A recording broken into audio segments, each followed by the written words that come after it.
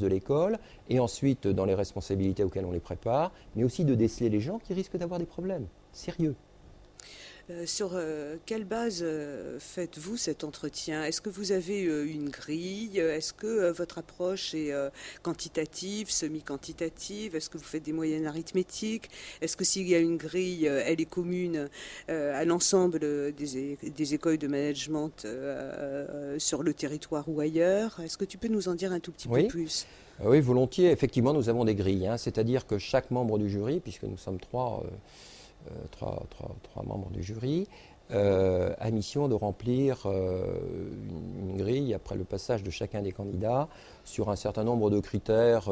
Je ne peux pas tous les citer, hein, mais enfin, c'est des critères de maturité, de clarté, de motivation.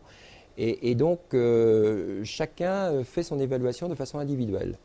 Ensuite, nous avons évidemment à produire une note qui va être intégrée aux autres notes du concours, mais nous nous refusons à faire une moyenne arithmétique des trois notes obtenues, mais s'ouvre lorsqu'il y a en particulier des disparités, ce qui n'est pas le cas majoritaire, mais ça peut arriver. Nous nous refusons donc de trancher autrement que par la recherche d'un consensus. C'est-à-dire que si on a un cas extrême, par exemple, où vous avez un membre du jury qui a mis 7, un autre 15 et un autre 18, il y a eu visiblement des regards et des appréciations différentes.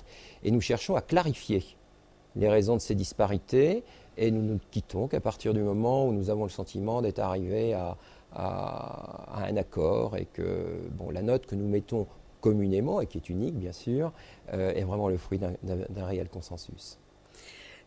Est-ce que tu peux nous dire aussi un mot du climat qui règne pendant cet entretien? Je crois savoir qu'il dure 30 minutes. Oui. Je crois savoir aussi que les différentes business schools, leur stratégie Mhm. de conduite d'entretien en termes d'atmosphère, de mise en situation. Alors effectivement, ça c'est une technique de sélection qui se trouve à peu près présente dans tous les concours des grandes écoles de management, avec peut-être des sensibilités un petit peu différentes. C'est-à-dire que nous nous imposons de placer le candidat dans une posture relativement confortable. Alors c'est jamais confortable parce que les enjeux pour le candidat sont forts, mais on essaye quand même de le mettre à l'aise de façon à ce qu'il puisse s'exprimer sans véritablement être bloqué par des facteurs de stress ou autres. Ce n'est pas toujours le cas, hein, c'est-à-dire qu'on a d'autres écoles, et c'est tout à fait, je sais pourquoi ils le font, et on peut très bien le comprendre, mettent au contraire le candidat en situation un petit peu de pression, et l'amènent ainsi à révéler sa personnalité par rapport à des difficultés qu'on lui impose. Bon, ce sont des choix, on pourra en débattre longuement, mais ce n'est pas celui qu'on a fait, hein.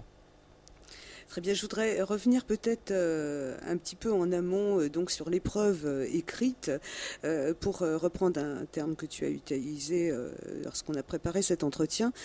Tu disais que les matières de cette épreuve écrite permettaient l'évaluation des fondements, des connaissances nécessaires à acquérir et des capacités d'exercice du métier. Tu citais parmi elles les mathématiques forcément, les sciences économiques forcément. Et tu citais aussi la culture générale. Est-ce que tu peux nous dire, c'est une question forcément un petit peu biaisée, est-ce que tu peux nous dire sous quelle forme se teste cette culture générale à l'épreuve écrite d'admission à l'ESCP et quel en était le thème retenu pour 2007? Alors, effectivement, nous essayons de nous assurer que les gens que nous invitons à rejoindre l'école et que nous préparons à leurs futures responsabilités sont armés pour le faire. Et qu'il n'y aura pas de déconvenus ni d'un côté ni de l'autre. Donc pour cela, il faut d'abord nous assurer que la petite mécanique intellectuelle fonctionne bien, hein, qu'ils ont des neurones qui marchent bien. Et c'est vrai que des épreuves classiques dans le domaine de la mathématique, de la compréhension des phénomènes économiques sont importants, mais nous attachons aussi une grande importance à la capacité du candidat à décoder un petit peu les signaux de l'environnement et à se forger une un fond de culture qui va lui permettre peut-être d'évoluer dans le monde qui l'attend et d'y exercer des responsabilités.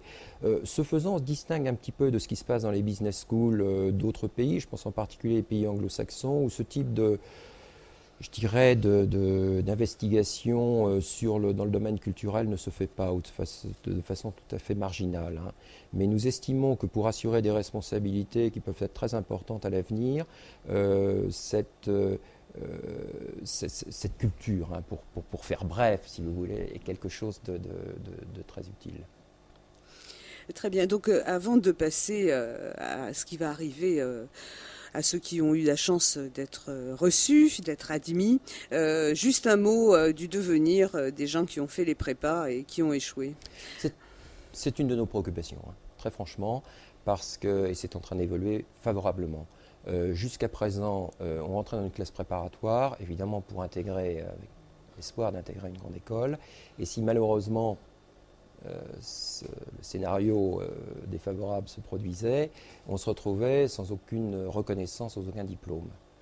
Alors les choses vont changer et il y a maintenant une possibilité de reconnaissance de ces années de classe préparatoire au niveau des 2 premières années du cycle de licence. Donc ça c'est extrêmement favorable et ça enlève un petit peu de stress aux candidats et de véritables soucis pour les familles. Bien sûr. Donc les heureux élus, nous allons voir ce qu'ils deviennent. Alors juste un tout petit mot sur ce qu'ils sont, c'est-à-dire quelle a été leur performance pendant leurs études secondaires. Je crois que c'est pas neutre de le rappeler. Ce sont des bacheliers un peu particuliers. Oui, alors c'est vrai que du fait de ces épreuves qui sont quand même des filtres sur les capacités intellectuelles,